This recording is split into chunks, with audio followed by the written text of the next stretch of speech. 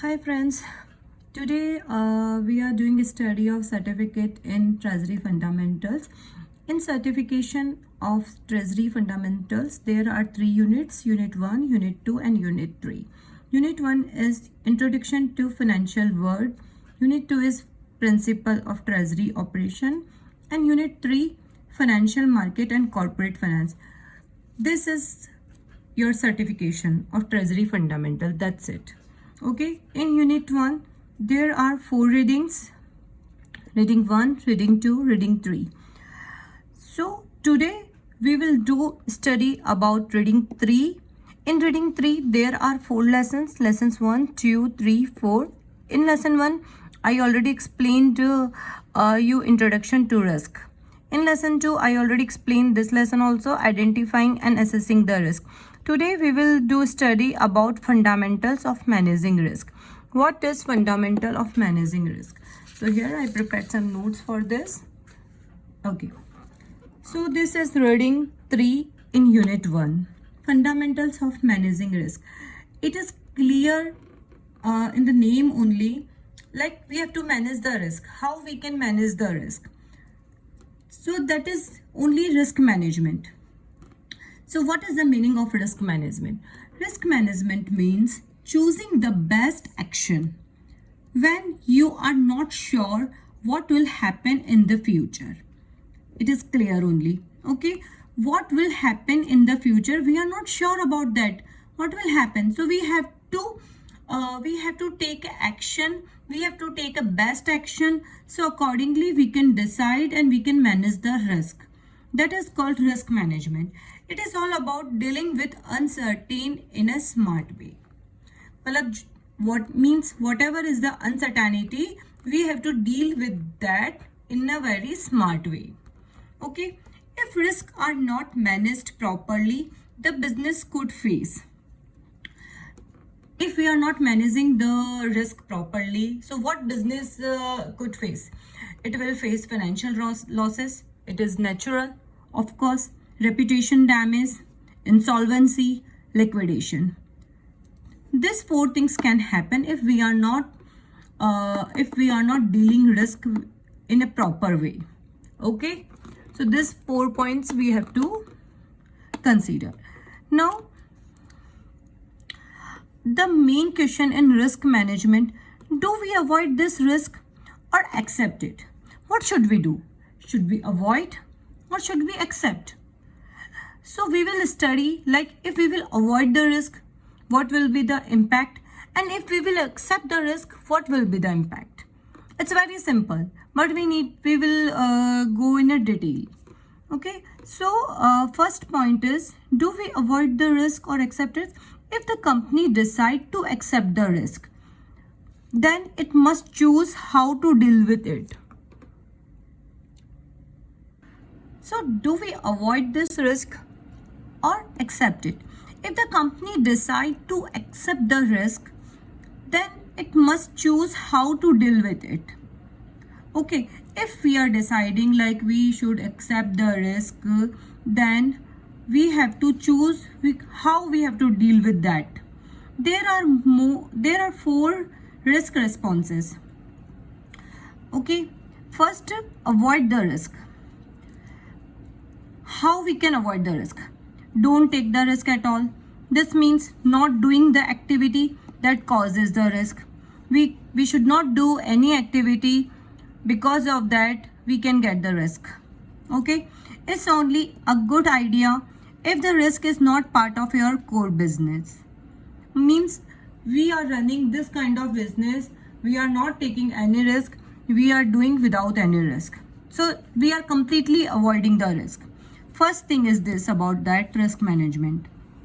We can completely avoid the risk. Example, a company stops selling a certain product or leaves a risky market to avoid losses. Means company will not sell those kind of product. There is like we cannot say about the demand, or it's very new for the market, because there is a risk. Okay.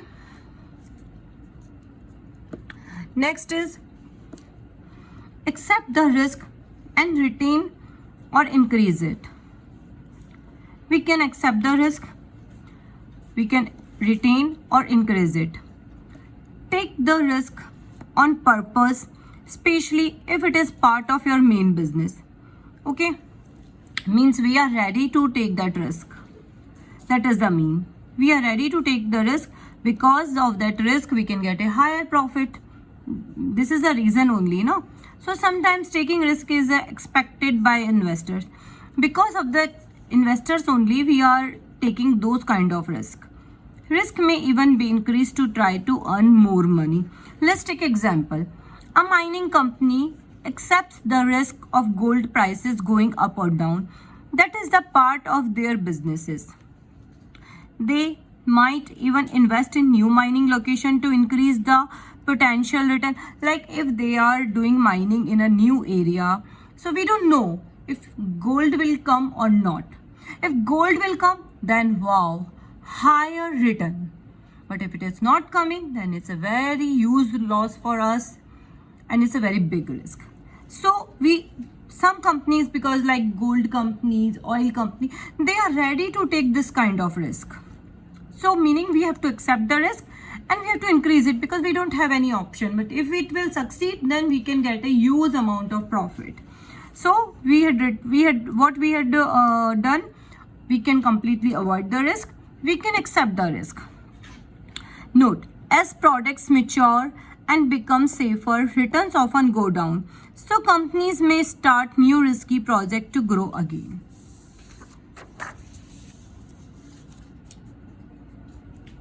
Now, third point is accept the risk. You have to accept the risk and reduce it. In the last point we had done accept the risk and increase it. But here we are accepting the risk, but we have to reduce it. How? Take the risk but try to lower it. This means making the risk less likely to happen or less damaging if it does happen. Okay? Companies usually do this when the risk is important to their business and they have the skill to manage it.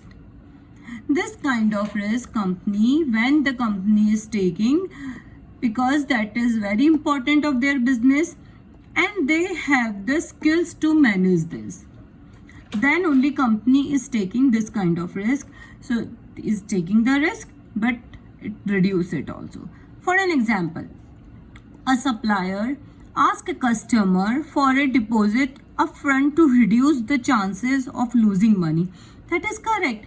Supplier, if he's asking a money upfront, like I need money because I'm supplying the product, please give me now, because future we cannot predict you will give me or not. It's unpredictable. Okay, so we are taking a risk but we are reducing the risk, asking in front of customer. Another example, a mining company wait to extract resources until prices are more favorable, reducing market risk.